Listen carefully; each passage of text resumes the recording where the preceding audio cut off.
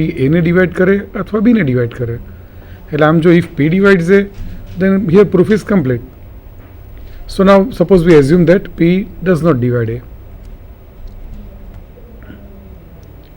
Now the only positive divisors of P are 1 and P itself. એટલે P ના ડિવાઇઝર કાં તો 1 હોય કાં તો P હોય, કેમ કે P પ્રાઇમ છે. એટલે આનો અર્થ એ થયો કે P અને એનો જીસીડી એ 1 થશે અને P ડિવાઇડ્સ એ બી તો આપણે આગળ છે જ. તો તમે ગયા અઠવાડિયે જે લેક્ચરમાં જોયું હતું તે પરિણામનો અહીંયા યુઝ કરીએ યુક્લિડ લેમાનો, તો આપણે તરત જ કહી શકીએ કે P એ બીને ડિવાઈડ કરે છે અને P અને એનો જીસીડી 1 છે, તો પછી P ડિવાઈડ બી થવું જ જોઈએ. એટલે આમ આ રીતે બહુ સરળતાથી આ પરિણામ સાબિત થાય છે. આ જ પરિણામ પરથી આપણે એને એક્સટેન્ડ કરીએ તો એક કોરોલરી આપણે કહી શકીએ કે if P is A prime and P divides product of certain numbers, જેમ કે P divides A1 into A2 up to AN સુધી લઈએ, then P divides AK for some K where K is between 1 and N. એટલે P જો N નંબરના ગુણાકારને divide કરે તો એ prime number P આમાંના કોઈક એક નંબરને તો ડિવાઈડ કરે જ. ખૂબ જ સુંદર પરિણામ છે. ત્યારબાદ આપણે ખૂબ જ અગત્યનું જે કહેવાય ફંડામેન્ટલ થિયરમ, તેવું આપણે પરિણામ જોઈએ કે every integer n greater than 1 is a product of primes. એટલે કે 1થી મોટા કોઈ પણ પોઝિટિવ ઇન્ટીજર લઈએ તો તેમને પ્રાઇમ નંબર્સના ગુણાકાર તરીકે અચૂક દર્શાવી જ શકાય. આ પરિણામને આપણે સાબિતી જોઈએ.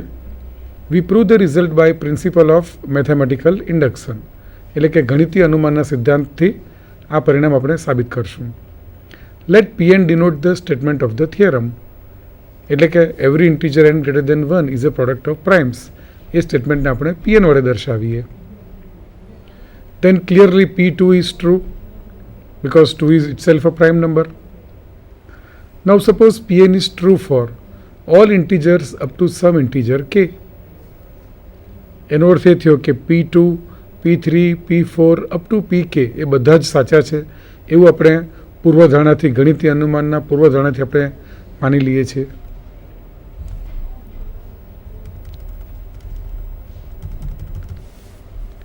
ઓકે,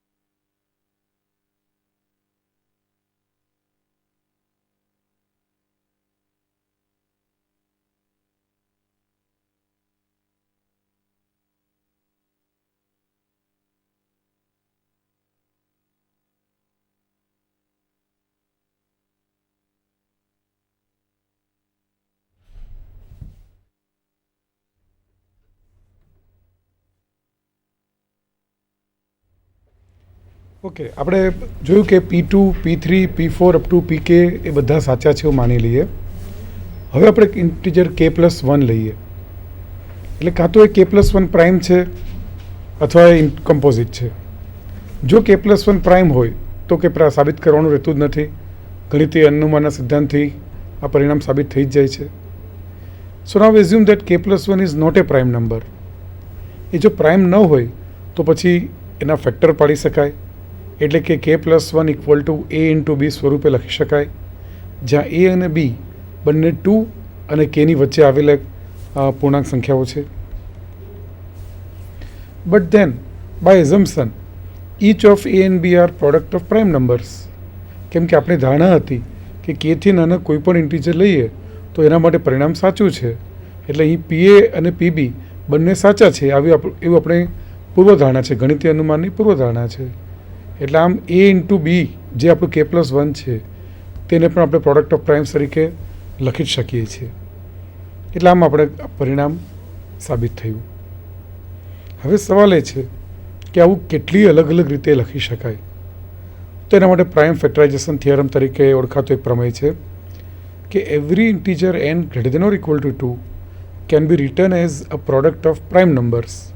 ફક્ત એટલું જ નહીં, પણ આપણે એવું કહી શકીએ કે this factorization is unique except for the order of factors.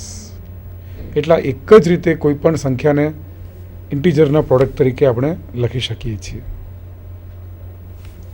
એનો અર્થ એ થયો કે જો n equal to P1 into P2 up to PR એમ પ્રાઇમ્સના પ્રોડક્ટ તરીકે લખીએ, અને એ જ nને આપણે બીજી રીતે પણ લખીએ, એટલે કે n equal two Q1 into Q2 up to QS, એટલે ફરીથી આપણે પ્રાઇમના પ્રોડક્ટ તરીકે લખતા હોઈએ, તો આવું શક્ય નથી. શક્ય ક્યારે થાય કે જ્યારે બંને બાજુ પ્રાઇમની સંખ્યા પહેલાં તો સરખી હોય, એટલે કે R ઇક્વલ ટુ S હોય, અને આ દરેક Q છે તે Pમાંના જ કોઈક છે. એટલે આમાં જે લખ્યું છે એ મુજબ that Qj can be relabeled so that Pi is equal to Qi for each I.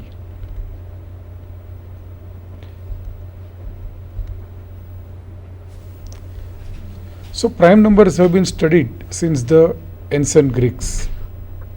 They have proved two very important results, very interesting result before even 300 BC.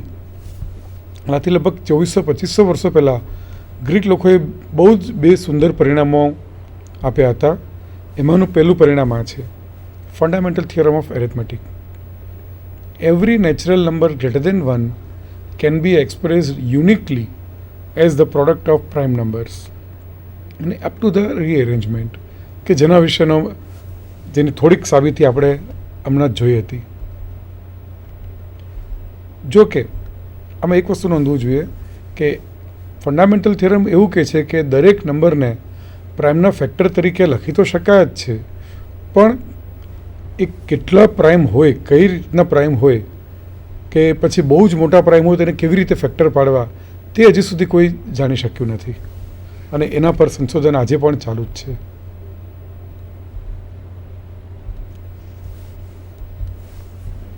બીજું જે પરિણામ બહુ જૂનું ને જાણીતું પરિણામ છે તે યુક્લિડ્સ થિયરમ તરીકે પ્રખ્યાત છે, that there are infinitely many primes.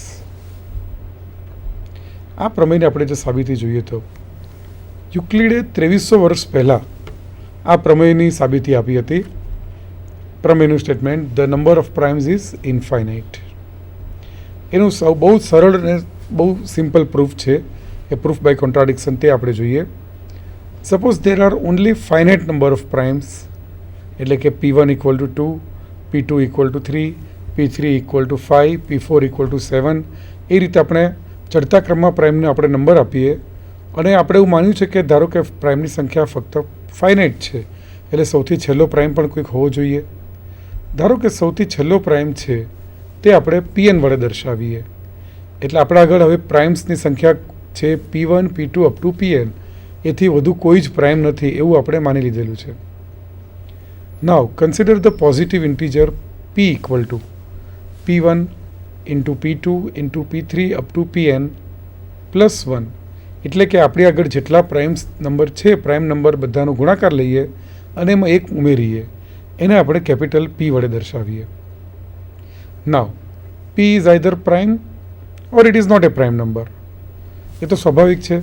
આ જે આપણે નંબર કેપિટલ પી બનાવ્યો છે એ કાં તો પ્રાઇમ નંબર છે અથવા તો પ્રાઇમ નંબર નથી. If it is prime then capital P is a prime that is not in our list. કેમ કે આપણા આગળ તો પ્રાઇમની સંખ્યા P1, P2 થી Pn સુધી જ છે. તો આ એક કેપિટલ P એક નવું પ્રાઇમ છે જે આપણા લિસ્ટમાં નથી. એટલે આપણા લિસ્ટમાં જેટલી સંખ્યા છે, જેટલા પ્રાઇમ નંબર છે એનાથી વધુ એક પ્રાઇમ મળ્યો. If P is not a prime, then by fundamental theorem we can say that P is divisible by some prime number જેને આપણે સ્મોલ p વડે દર્શાવીએ. But by the assumption P1, P2, P3 up to Pn are the only prime numbers. So P must be equal to one of these prime numbers.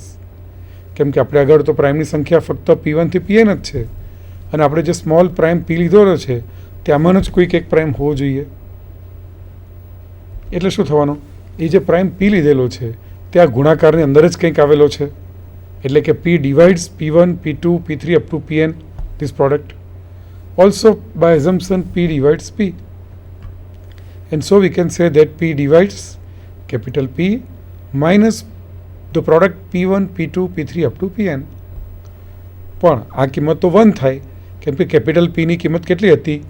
P1 into P2 into P3 up to Pn plus 1 હતી. એટલે આ subtraction જે લઈએ છીએ તેની કિંમત 1 થાય. એટલે આપણે એવું મળ્યું છે કે prime number P divides 1. But the only positive divisors of 1 is 1 itself. અને P greater than 1 તો પ્રાઇમ છે એટલે આવું શક્ય જ નથી. And so we get our required contradiction. એટલે આપણે હવે અહીં કહી શકીએ કે પ્રાઇમની સંખ્યા જે ફાઇનાઇટ છે એવું માન્યું હતું તે શક્ય નથી, એ ખોટું છે. So the number of prime is infinite.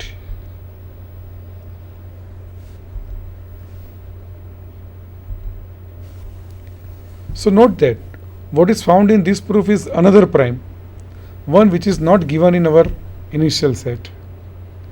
There is no size restriction on this new prime. It may even be smaller than some of those in the initial set. એટલે જે આપણે નવો પ્રાઇમ P મેળવીએ છીએ એના ફેક્ટર્સની આપણે વાત કરીએ છીએ સ્મોલ p, તો એ આપણા સેટમાં પણ હોય. સેટમાં જે મોટામાં મોટો પ્રાઇમ છે એનાથી નાનો પણ હોય કે એનાથી મોટો પણ હોઈ શકે છે. આ વસ્તુ પર આપણે કંઈક થોડા એક્ઝામ્પલથી જોઈએ. Suppose we begin with set containing only finite number of primes 2, 3, 5, 7, 11, 13 and 17. So what is P? P is the product of all these 7 primes plus 1. એટલે આ બધા સાથે પ્રાઇમનો ગુણાકાર અને એમાં એક ઉમેરીએ તો એ P મળે છે. તો ધારો કે એ P ની કિંમત અહીંયા આવશે 510511. હવે આપણે એવું ચેક કરી શકીએ કે 510511ના ફેક્ટરાઇઝેશન આ મુજબ છે 19 into 97 into 277. So clearly none of these primes is in our list, and so there are at least 3 primes greater than 17. એટલે આપણે એવું માનીએ કે પ્રાઇમ્સની સંખ્યા ફક્ત 7 જ હોય 2 થી 17, તો આપણે બીજા નવા 3 પ્રાઇમ જે પેલા બધા પ્રાઇમનો ગુણાકાર +1 કરીએ તો આ બધા કરતાં વધુ એવા 3 પ્રાઇમ આપણે મેળવી શકીએ છીએ. એ જ રીતે ધારો કે આપણે સ્ટાર્ટ કરીએ કે આ સેટથી 2, 3, 7, 43, 13, 139 અને એક મોટો પ્રાઇમ નંબર લઈએ છીએ 326, 3443. હવે આ બધાનો ગુણાકાર કરીને એક ઉમેરીએ અને એને કેપિટલ P વડે દર્શાવીએ તો એવું જોઈ શકીએ કે Pના ફેક્ટર્સ આ મુજબ મળે છે જે તમે પડદા પર નિહાળી શકો છો. અને આ બધા જ પ્રાઇમ એ આપણા સેટના સૌથી મોટામાં મોટા પ્રાઇમ કરતાં બધા નાના છે.